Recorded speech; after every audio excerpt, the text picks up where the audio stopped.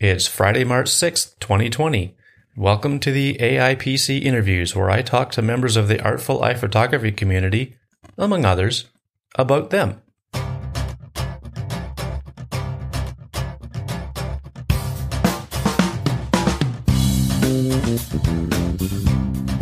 Greetings, everyone. On this episode, my guest is a lady from the state of Michigan, and her name is Jori Reijonen. How are you, Jori? I am great today. How are you, Greg? I'm not too bad at all, considering all the snow we've been dealing with lately, but I think it's going to melt. So that's a good thing. Yeah, our snow here is pretty much melted, except for the giant piles. Yeah. The banks are... Actually, we still have about 1.5 feet in our yard. Wow. Yeah. Yeah, we got hit pretty hard last weekend, and it basically shut down the whole area. So it was looming. You know, that was the first big blast we had all winter. So I'm not surprised that we got it, and I'm hoping that was the end of it for this winter. I am so ready for spring. Yes. Yeah. So I mean, that's kind of why we're talking right now, because of the type of stuff that you do with your iPhone photography. But what we'll start with, though, is I'll ask you how you got into it. How did you get into taking pictures with your phone? Well, you know, I don't have a long background in photography per se. You know, I had a point and click, and I took a lot of pictures of my kids, but never looked into editing them or like how I would take better pictures. So I had a lot of mediocre pictures, and I did some scrapbooking, which was fun because you could cut off the parts you didn't like, and, you know, physically cut off the parts you didn't like. It was not until a couple of springs ago that I really noticed what my iPhone could do. Before that, I had taken some pictures with my iPhone when we were at a school event or went somewhere with the family, but I hadn't paid a whole lot of attention. April, it was just a snapshot device then. It was just a snapshot device. Yeah, I was not doing anything artistic with it. We had the opportunity to travel to Japan in April of 2018. Oh, wow. And I didn't have a camera with me, or at the time I didn't realize I had such a good camera with me, but I had my iPhone 5S with me. And there were so many extraordinary things to see and places to go. And so I started using it and started realizing, hey, I can take really a pretty good picture with my phone. I took pictures of a lot of the traditional landmarks. I took pictures of, you know, my family in different places. But I also started taking some pictures of some of the details, you know, like close up of some of the interesting flowers that I saw. I thought to look up when we were at Tokyo Station, and even though it's not a very technically good picture, it's still one of my favorite pictures of the dome in Tokyo Station. Oh, yeah. And I think that my very favorite picture from that trip, we ate at, it was called in English kind of conveyor belt sushi place. Oh, yeah. Okay. Yeah. And I'd never heard of this before. It was a lot of fun. A conveyor belt goes in front of you at the table, and it has different plates with just a piece or two of sushi on it, and you pick what you want. And then you stack up your dishes, and each color dish is worth different colors are different amounts. And at the end, they run this tool up and down your stack, and it totals your bill. And I thought to take a picture of the stack of dishes that my family had consumed. And in the background, you can see the conveyor belt going by. Oh, yeah. And I was just so impressed with getting that kind of detail with my iPhone. Yeah, And that's interesting. I've heard of those conveyor belts before, but it's good that you caught that because, I mean, how often do you get to Japan, right? not too often. And well, once in my lifetime, maybe another time again someday. But so I started after that. When I got home, it was spring in Michigan. You know, things start picking up with spring in April. Mm-hmm. And I had some opportunities to go to some of the local parks, and I like to walk when the weather is nice, and started taking pictures as I was walking. And I found myself fascinated with taking pictures of the different kinds of plants and flowers, the buds as they were coming up, the flowers as before they were even opening. And I just found it to be a lot of fun. And so I started taking more and more pictures. And then I think it was in May, I started reading a little bit more about iPhone photography, because when I find something I like to do, I like to read about it. And so I started looking up, and I found out about this thing that, silly me, I had never heard of macro photography before. Oh, yeah. And so I went out and I bought myself, it was probably about the cheapest little set of clip-on lenses that you can buy for a phone. You know, it was generic to any phone, just clip it right on. And it had a fisheye lens and a wide lens and a macro lens with it. And I pretty much found out really quickly that the fisheye and the wide-eye lenses were pretty much useless.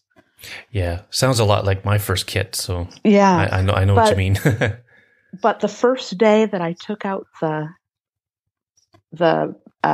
phone with the macro lens, I went to our local nature center and just started putting it on to, like, up to everything that I saw.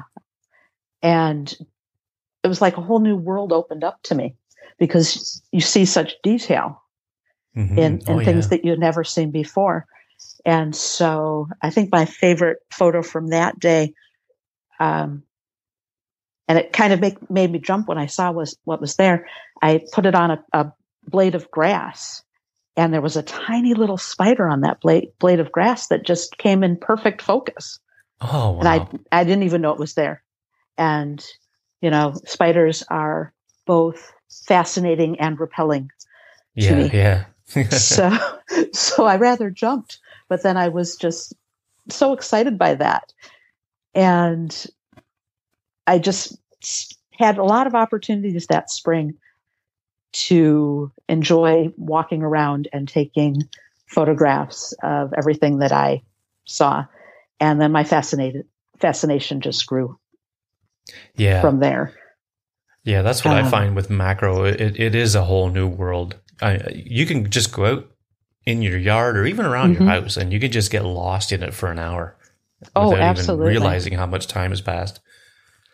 Absolutely. And as I learned more and explored more, I just found that maybe I have an eye for things that people don't stop to look at. Yeah. You know, like I'll be walking and I'll just spot a tiny bit of purple somewhere, you know, and so I'm sure my neighbors probably see me and they think, you know, like that I'm that harmless but little bit crazy lady. There's just something not right about that lady. my neighborhood has a lot of natural areas, and so I'll just wander into the weeds because I've spotted something that I just have to see what's there, and I'll start taking pictures. Yeah, that's happened to me before too. I'd be walking along, whether it's like a city street or a trail or anything, and if something just catches my eye, whether it's a certain color or a shape, oftentimes I'll get in close, and there's been times when I get my macro lens out and just there it goes. I'm started. So yeah, that's pretty cool. So that was you started with your 5S. What are you what are you using now? I think probably at Christmas that year, I got the iPhone 8, and there was a jump up in the camera quality. Oh, most definitely. Yeah. But it didn't have the double lenses because it was just the 8. Right. And so I used that until this Christmas. And now I feel like such a hot shot. I have I have the iPhone 11 Pro Max. Oh, and nice. I am just loving it. There's another huge jump in what you can do. In fact, I've been finding, and I really haven't purchased a macro lens for this yet, but my old things don't really work on it. No, they won't. But I'm finding that I can do most of what I was doing by using it right. I can get much closer to things with this camera and put it into the 0.5, the telescopic, and it works very much like a macro lens. Oh, nice. So I've been learning how to use this camera even without adding anything to it, in new ways, which has just been a lot of fun. Yeah, that's interesting too, because you don't hear of too many people like that can do that or that have done that.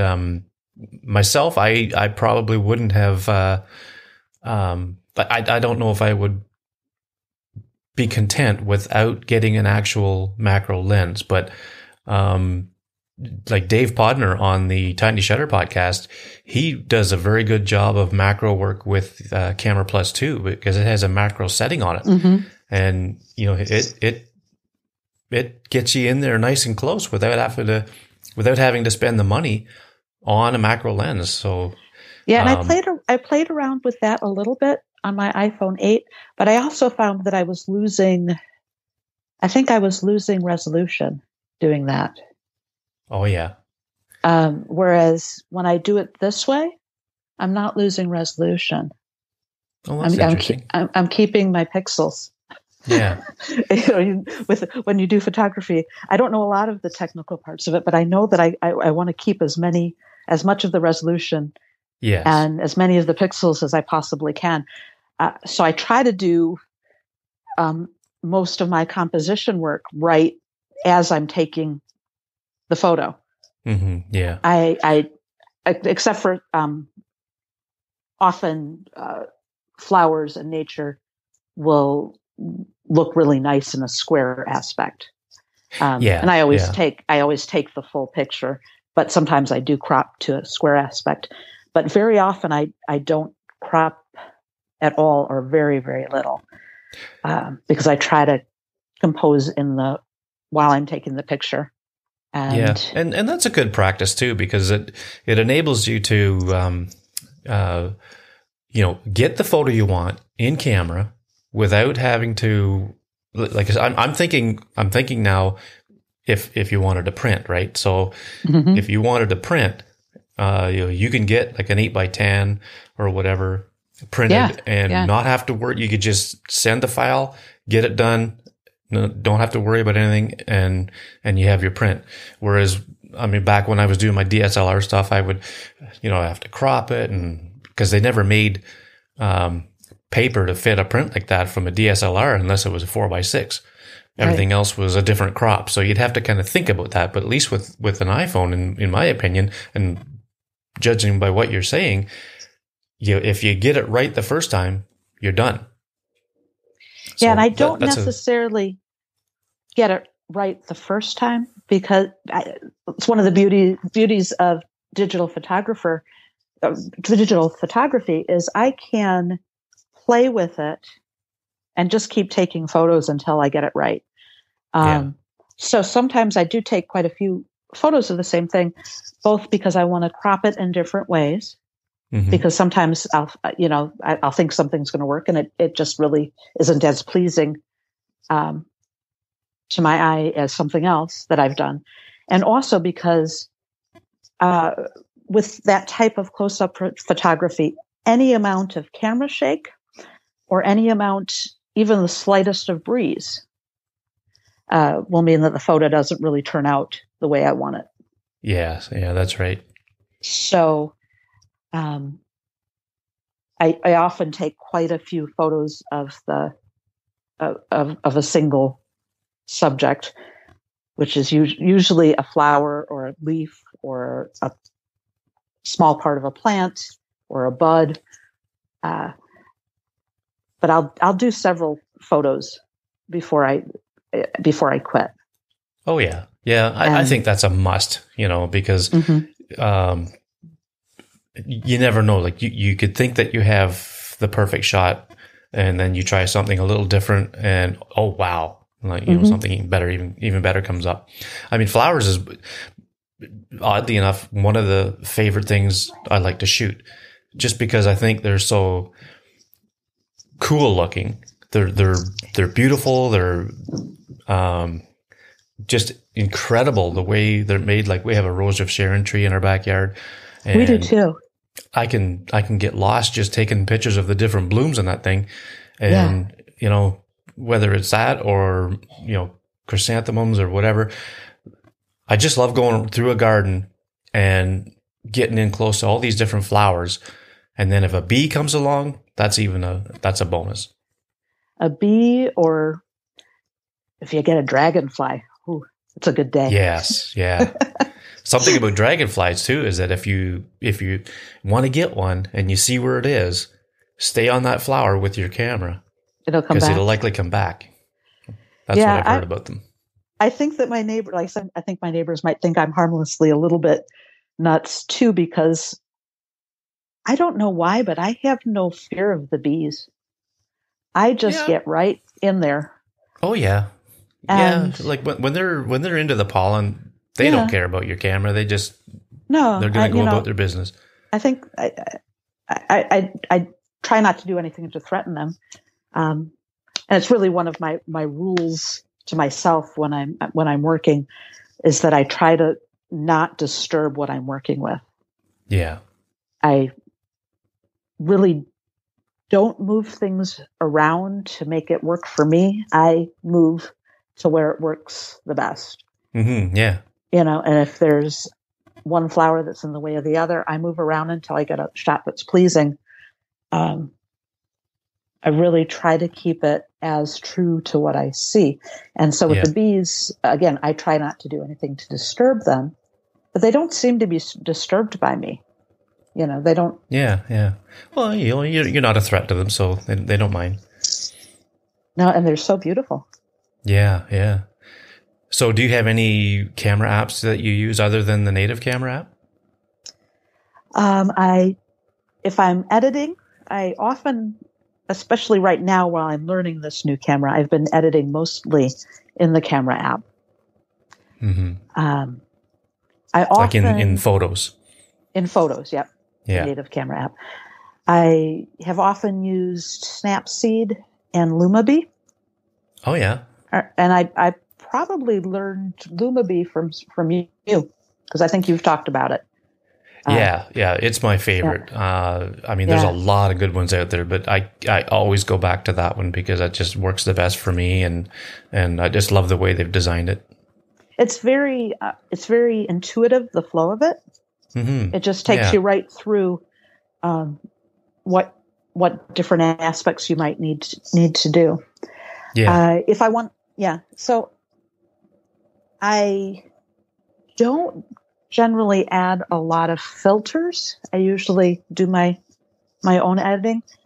Now, sometimes I will give a little bit of a painting effect. Oh yeah.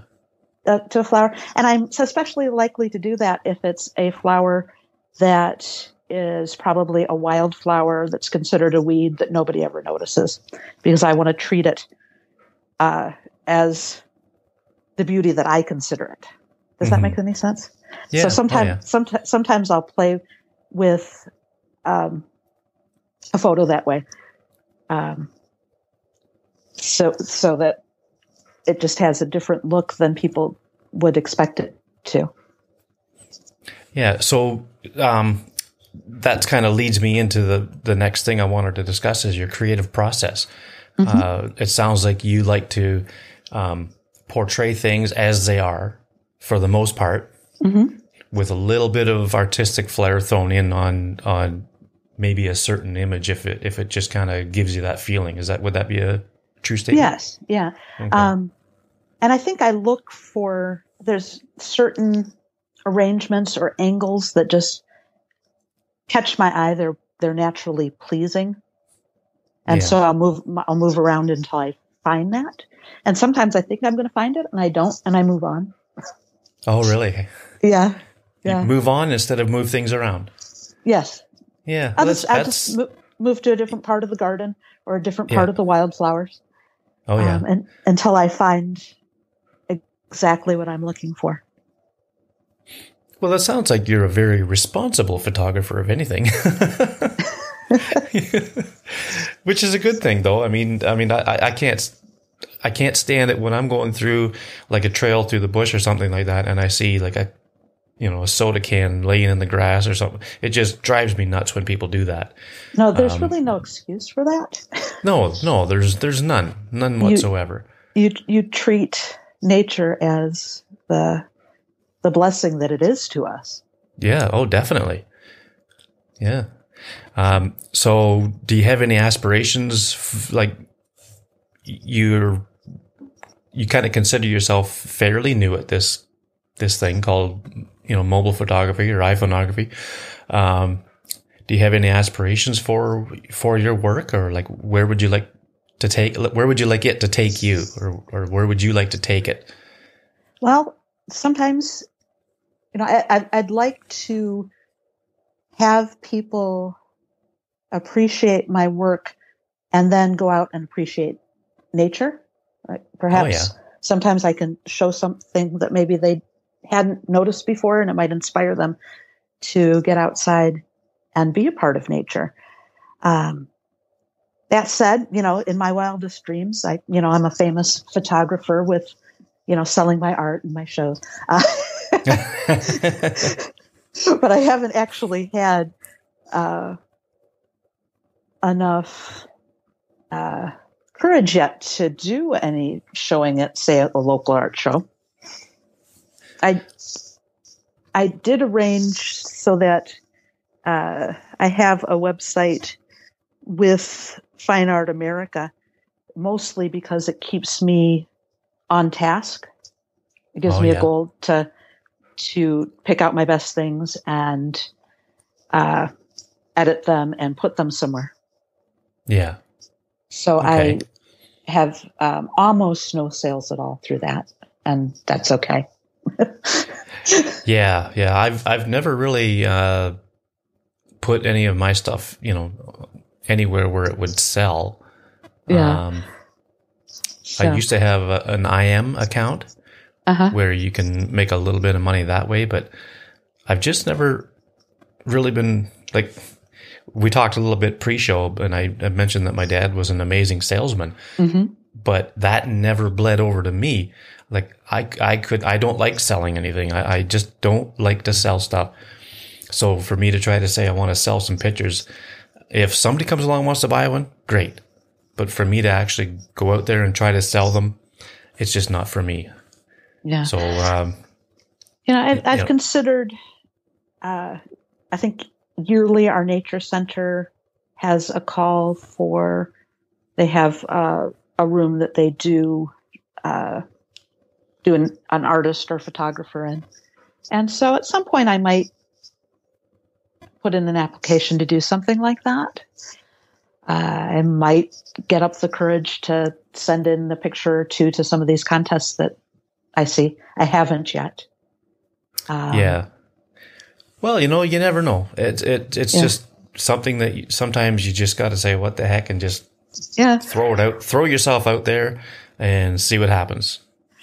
Yeah, and before we started, we talked a little bit about travel. I do think that at some point, like say 10 or 15 years from now when I'm retired, that maybe if I were dreaming, I could be a travel photographer. Yeah. Oh, yeah. That could be fun. 'Cause I do enjoy travel. So. Well, it's something that you could do.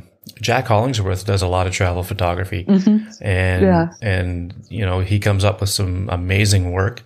And just look at his Instagram feed. He puts them on in batches of 10 usually, and he's done cruises over in Europe and things like Mardi Gras and all these different places that he's been to, and the opportunities are endless for travel photography because I would probably have to learn to focus more on just flowers and plants and close-up shots. So yeah, you'd have to get into some landscape stuff and maybe seascapes and things like that. But I do a little bit of that, but I keep getting drawn to the close-up and to the flowers and the plants. So if you look at my Instagram feed, there's a few landscapes or some in this in a urban area, but mostly what I posted is my flowers. And have you tried any portraiture with portrait mode? Really, I haven't even played with that yet. Like I said, I'm still just getting the hang of this new phone and seeing what its possibilities are. Yeah. So because you can use portrait mode with flowers. Like with the right flower and the right situation, you can have a really nice blurred background with portrait mode. I just so far I found that I can do the blurred background, like I said, by getting up close and getting it in just the right spot. Yeah. And on the 0.5 lens setting. What is that? Called the telescopic lens? Am I getting that right? No, I think that's the ultra wide, isn't it? No, it wouldn't be the ultra. I don't have the 11 Pro, so I'm not 100% sure. Well, it's the one that it lets me get really close up to things. It's the one that makes things look closer to you. So I've been finding that I can get that same blurred background just doing that, which has been a lot of fun. I do have to at some point. Yeah, it's a safer way to get that blur anyway, because you're not relying on the computational stuff that goes on with portrait mode to do that. And that's probably part of like I said, I try to catch things as naturally as possible. Yeah. So I just haven't played with that much. I've not taken many portraits of people in a real formal sense. I think if you look at my Instagram feed, I've posted a couple. Oh, yeah. And that's it. That's it. It's not something I've done a lot of. Even of less interest to me is taking selfies. Oh, I know. I can't stand doing that. I've tried a couple now and again, but they just, no. I'd rather do a self-portrait than a selfie. Yeah. Put the phone on a tripod, set the timer, run into position, and then take the picture that way. Yeah. Yeah. I think that's just more appealing when trying to get a photo of yourself. But even then, I don't do that often. Although I did on the Artful IPC site, under like your profile page, I did recently put up. That was at the picture of me in the sunflower patch. That is actually a selfie, and it came out quite nice. And I don't know how I did that because I don't think I could ever duplicate it again. I'll have to go check that out. I mean, I see so many people on there. I just don't recall what it was like. So I'll have to check it out. It's not the smaller one. It's the one that can come up in the background of your profile. Okay. Oh, yeah. Yeah. Yeah. And it came out okay. Yeah. Well, that's cool. Well, this has been a great discussion. And I mean, I thank you for coming on. And we were supposed to do this about a week and a half ago, but you had a bit of a flu bug or a cold, and I mean, I totally understand that. That's when Matt Hoffman jumped in to take your place that evening. Yeah, I appreciate that he did that. Yeah, I just would not have been pleasant to listen to that evening. Yeah, no, I mean, that's fine. That's totally cool. But I'm glad we got together tonight for this, and I do thank you for coming on. Thank you so much for having me on. This has been so much fun. Yeah. So maybe tell everybody where they can find you online, like your Instagram handle and all that. On Instagram, it is my name in small letters with underscore between my first and last name. So that would be JORI underscore REIJONEN. And that's pronounced Jori Reijonen. Jori Reijonen. Doesn't look like it, but that's how you pronounce it. Because I got it so wrong on Tiny Shutter. But so there's Instagram, and then they're obviously on the Artful Eye photography community. Anywhere else? Yeah. Do you want to? And there I'm just under my regular name. Yeah. And you can find me. I mean, I'm on Facebook, and a lot of my things, a lot of my pictures go up on Facebook. I really don't post much but flower pictures on Facebook. So, and that's I'm just under my regular name too there. Yeah. Okay. So. Okay. Well, good luck with your spring photography coming up. I think, like me and anybody else that lives in the this part of the northern hemisphere, we're looking forward to a lot of flowers coming out in the near future, and I can't wait. Oh, I know. I can't either.